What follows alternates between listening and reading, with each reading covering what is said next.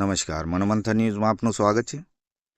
મોડાસા ખાતે જીઆઈડીસીમાં આવેલી સુપરસીલ આર્કિટેક્ચર કંપનીના કામદારોને કંપનીના માલિક 10 કલાક કામ લઈને ઓવરટાઈમના પૈસા ચૂકવતા ન હતા અને લઘુત્તમ વેતનના કાયદા પ્રમાણે લઘુત્તમ વેતન ચૂકવતા ન હતા, જેના કારણે કામદારો લાલ વાવટા યુનિયનમાં જોડાયા હતા। માલિકને લઘુત્તમ વેતન ચૂકવવું પડતું હતું અને ઓવરટાઈમ આપવો પડતો હતો, તેનાથી શેઠ ગિનાયા હતા અને 6 કામદારોને છૂટા કરવાની નોટિસ વગર વાકે આપી હતી। ત્યારબાદ બીજા 22 કામદારોને કાઢી મૂકીને કંપનીના માલિકે કલ્પેશભાઈ શેઠે તાળાબંધી કરી હતી અને તાળાબંધી બાદ શ્રમ અધિકારી સમક્ષ કેસ ચાલતા શ્રમ અધિકારીના નિર્દેશ મુજબ કામદારોને હિસ્સાના પૈસા ચૂકવવાના હતા। છેલ્લી 4 મુદ્દતથી શેઠ વાયદાઓ કરતા હતા કંપનીના માલિકે, પરંતુ આજે શુક્રવારે પૈસા ચૂકવવાનો વાયદો હતો, તેને કારણે કામદારો શ્રમ અધિકારીની ઓફિસે ભેગા થયા હતા, પરંતુ આજે પણ શેઠે કંપનીના માલિકે ઠેંગો બતાવતા કામદારો રોષે ભરાયા હતા અને આજે કલેક્ટર સાહેબને આવેદનપત્ર આપી તેમની માંગણીઓ રજૂ કરી હતી।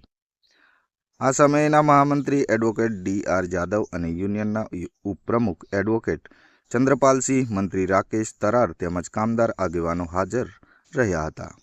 મનોમંથન ન્યૂઝ, વનરાજસિંહ ખાટ, માલપુર, અરવલ્લી। આજે સુપર સીલના જે છટણી વળતર કરેલા કામદારો છે, એ કામદારોને આજે શ્રમ અધિકારી સમક્ષ સુપર સીલના માલિકે ચેક આપવા માટેનું નક્કી કર્યું હતું અને એમના હક હિસ્સા, છટણી વળતર, ગ્રેજ્યુટી, રજાઓનો પગાર, આ તમામ પ્રકારના બાકી લેણા આજે ચૂકવવાનું નક્કી કર્યું હતું। પણ શેઠની દાનત ચોર દાનત હોય, શેઠની દાનત કામદારોને છેતરવાની હોય, કામદારોને આ ન્યાયના પૈસા, હકના પૈસા ના મળે એટલા માટે આજે શ્રમ અધિકારી સમક્ષ હાજર થયા નથી અને આજે આ કામદારો અહીંયા હાજર થયા છે। કામદારોએ આખો દિવસ કમિશનર કચેરીએ ત્યાં શ્રમ આયુક્તને, મદદની શ્રમ આયુક્તને ઓફિસમાં આજે રાહ જોઈ, પણ આજે 4 વાગ્યા સુધી શેઠ આવ્યા નથી। કામદારો સાથે નરી છેતરપિંડી કરી છે।